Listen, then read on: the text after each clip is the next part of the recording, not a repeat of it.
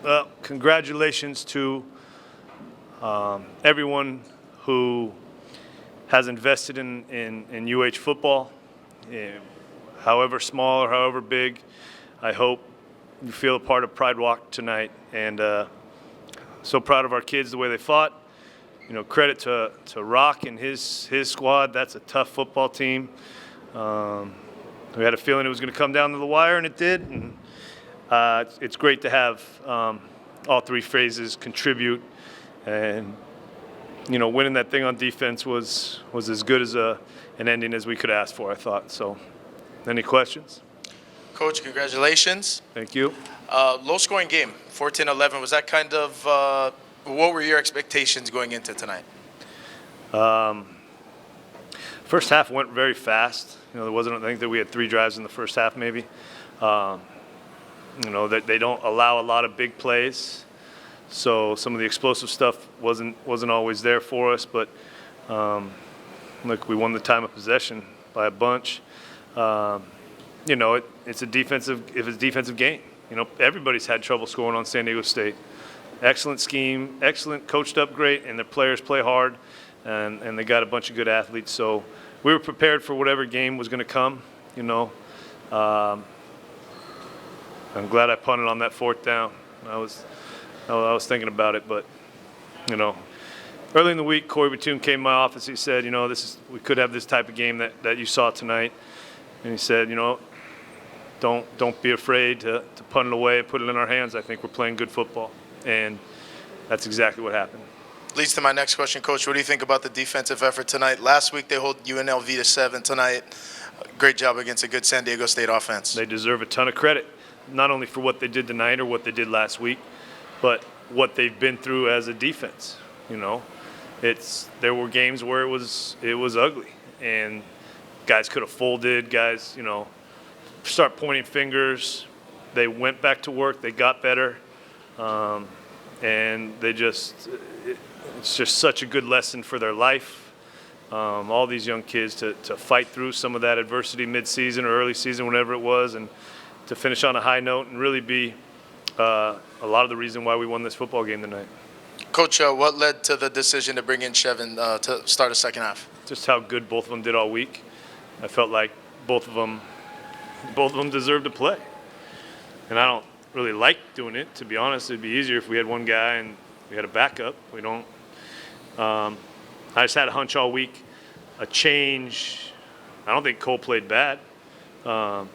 It wasn't because Cole was playing bad. I was kind of planning on going in and starting the third quarter with Chevin, and that was just kind of my thoughts all week. They just bring some different game to themselves or to the field, and I think that's hard. Coach, just about a month ago after the Fresno loss, this team seemed really down, but talk about the resiliency, how they were able to, put that behind them. They were down. They just lost they had just lost a winnable game against a good football team at home that kind of looked like it shut the door on a lot of their postseason goals. I think we should send some pineapples or some Lays or something up to Nevada for kind of opening that door back up for us, and I thought our team took advantage of it. And then talk about now you move on. You still have one more game next week, but I know a lot of the players were telling after they left Boise, we'll see you again, we'll see you again. How excited are you to get that one more and probably another shot at it? We got to go take care of Army first. I'm proud of them. I'm so happy for them that they've what they've done this year and gotten to that game, but there's still a game of football to be played against a good Army football team, and we know what they do, and what kind of game that's going to be. And I appreciate fans coming out. We'd love to see you out, senior night next week too. Yeah, because you have that one more game, are you thinking this is the thing to catapult, to tell the fans, hey, come on, please support this team? I mean, after a win like that. I think, and I don't know how many fans were there, but I know there was more than we've had in a while. I think they had a great experience tonight. I think they will tell their friends, families, uncles, aunties, neighbors that, this is a team worth coming to see in person. And it really is a place when, the energy is what it is right now. This is really, Aloha Stadium is truly a magical gathering place, and we'd love to have, all our local people that want to come out and watch us. You're more than welcome, and we appreciate it if you did come out. Coach, I know you've mentioned the phrase Phase 2 for your program. A night like this to win the division, to take the program to a place it's never been before, is a night like this something you imagined towards that? Yes. Yes, I did. And I think our team did too. Oh, thank you. I lost count of how many close games you've had here at Aloha Stadium this year, going down to the last seconds, and you guys have won most of them. Can you talk about this team's ability to win these close games? I know you lost one of them, but you've been winning most of them, and going back to even before the conference season. I think it has a lot to do, especially, it has, in my opinion, I think it has a lot to do with our seniors and our leadership in our upper class that have gone through a lot being a part of this program. They bought into being the solution, and that takes character. And I think their leadership through the off season and I think that keeps us together and keeps us believing we're going to win when it comes down to the fourth quarter or whatever situation we get in. I think the coaches have our guys prepared for those situations. We talk a lot about visualizing great things happening, and think about, it was pretty cool to be on the headset, right? It's okay. Is it going to be a Hail Mary? Are they going to take a field goal shot? Do we have our victory ready? I mean, it was pretty.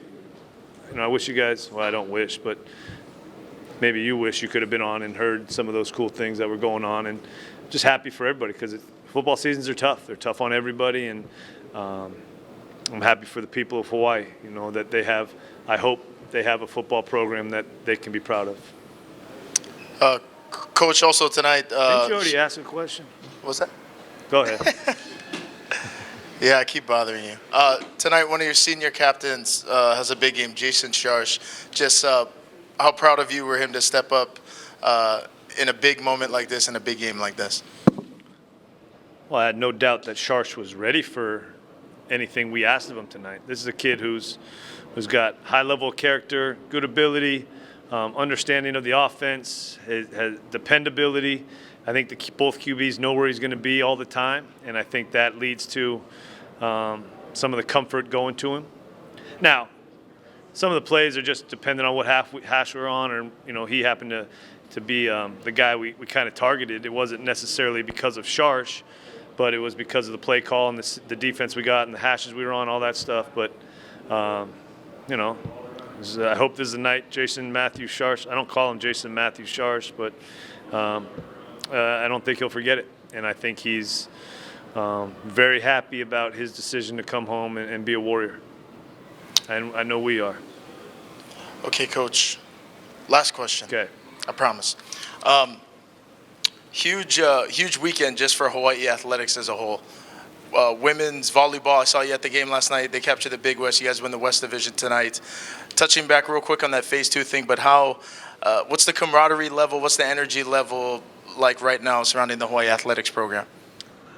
I think, well, maybe some of the people who are around there understand the investment that all of the coaches and administration and the sacrifices they make to lift up the whole program. I mean, Dave Matlin, and Robin, congratulations. What a great job Robin's done.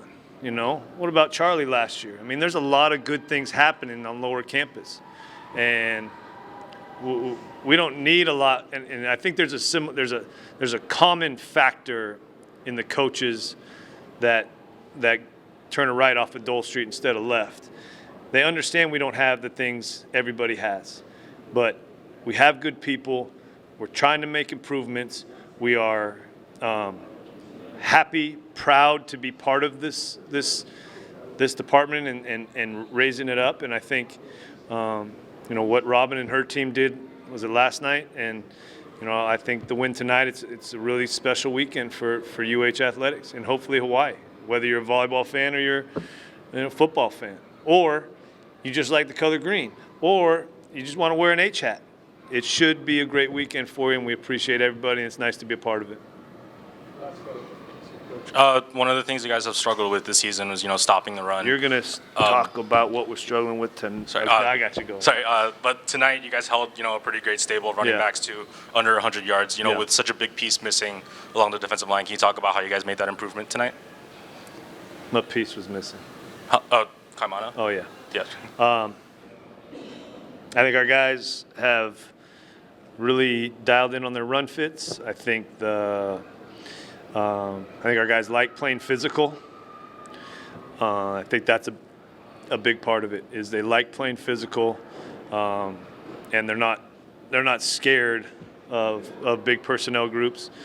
And then I just think the commitment to each other and to the scheme is because that takes that extra effort, that extra. So we talked about this morning, or not this morning, before the game, that alarm noise that the iPhone makes, and how many times since January that thing went off, and how every one of us, coaches, players, probably said, I'm not doing it today. I'm tired of doing it, and we all got up and still went and did it. And I think that is kind of, when you get this type of opportunity in this moment, the investment, the personal investment that you've made in your life really comes out, and I think it's hard to stop. All good? Thank you guys very much.